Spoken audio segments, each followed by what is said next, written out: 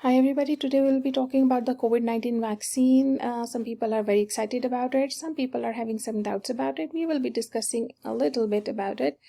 Today's discussion doesn't mean to force you to get vaccinated or not get vaccinated. This is your own decision. The first questions that come to our mind is, should I get it? Yes, of course. In my opinion, you should go for it, but there are some things that you need to keep in mind: that you should be healthy. If you're having any pre-existing health condition, or you're having some acute infection, any disease like thrombocytopenia or hemophilia, you need to ask your physician before getting it. FDA has given emergency use authorization for these three vaccines. The first one is Moderna. It is messenger RNA based vaccine or mRNA based vaccine, and it is about 94.1% efficient. People who are 18 years of age or older can get it. It is given in the form of 2 shots. The second shot is given 28 days after the first shot. Second vaccine is Pfizer's BioNTech. It is also mRNA based vaccine. It is 95% efficient. People who are 16 years or older can get it in the form of 2 shots. The second shot is given in about 21 days after the first shot. The third one is AstraZeneca, developed in UK. It is also given in the form of 2 shots. The first shot is given after 21 days, and it is about 90% efficient. It is a DNA based vaccine. Let's look at the structure of the virus before going into detail of how the vaccine is working. This is the spike protein here. It is a long thread of the protein. Protein is made by the amino acids, which are the building blocks of the protein. These amino acids are made by RNA, and because all the information is written in RNA, and this information is stored in DNA, and this is how the story of the vaccine making begins. For mRNA-based vaccines like Pfizer, BioNTech, and Moderna, scientists have generated this mRNA sequence, and then they have encapsulated in a lipid bilayer or lipid nanoparticle, and that is all your vaccine. And it's very simple. It's having some adjuvant to stabilize the vaccine. The AstraZeneca, on the other hand, is a DNA-based vaccine. It is constructed by using an adenovirus vector. Adenovirus is a flu-causing virus, which cause flu and cold-like symptoms in animals like chimpanzee or even in humans. But they have engineered it so it cannot cause any disease, but it can transfer the DNA to the other organisms. Now, how is this AstraZeneca made? Let's suppose this is an adenovirus here, engineered vector. The scientists have taken the gene for this spike protein and they have inserted it into the genome of this. So let's suppose here would be the gene for the spike protein. Now, this is not containing all the part of the virus. Only this spike protein gene is present in this virus to make the protein.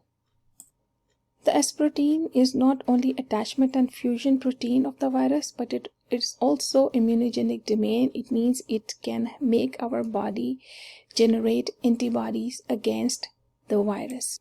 So this S protein sequence in the form of DNA or mRNA is sent to our cells through vaccine.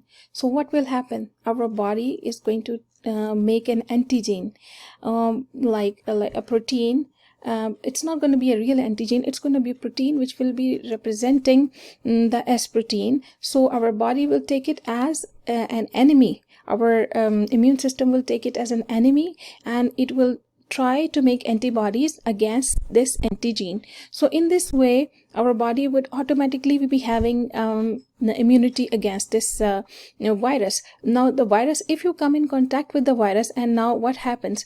Your immune system already recognized this protein, so it will not let the virus fuse to yourself, or it will not let the viral spike protein attach to your healthy cell, and in this way you can prevent the infection. It is just like this, that you are sending a draft or a map or a work plan to a worker, which in this case is our immune system, to construct some building or object, and which in this case is a spike protein resembling protein, or which may be acting as an antigen like protein, so to activate our immune system. We cannot get COVID infection with this vaccine. Why? Because this is not containing the whole virus or the live virus. It is only containing the sequence of that part of the spike protein, not even the whole mRNA from the virus. And you cannot get any other disease from it. Some people can get COVID-like symptoms after the shot. It can be due to the reason, it can be the side effect, or it can be the reason that you might be exposed to COVID before getting the vaccine or right after getting the vaccine. So what happens that immune system takes some time to build up the antibodies. So this way you are exposed to the virus. So what you should do in this case is, like, you need to get yourself tested if the symptoms last for more than 3 days, and then you have to self-isolate yourself. If you are having a previous history of getting allergic reaction with any vaccine, especially, the doctor need to evaluate if you should be given the vaccine or not. Well, if it was food allergy or any other form of allergy with any other substance, doctors might consider suggesting vaccine for you, but in this case they are going to monitor you a little longer after giving the shot. Side effects varies from person to person, and it also depends on how your immune system is responding to the vaccine. The reported side effects is the usual, like injection site pain, fatigue, headache, muscle pain, chills, joint pain, mild fever, stomach upset, etc. Lymphadenopathy, that is the swollen lymph node, occurred in small portion of the participants in the population. And then Bell palsy, the 4 participants who had the Pfizer vaccine and 3 who got Moderna's, they got it, and it is basically a temporary weakness or the paralysis in the face muscles.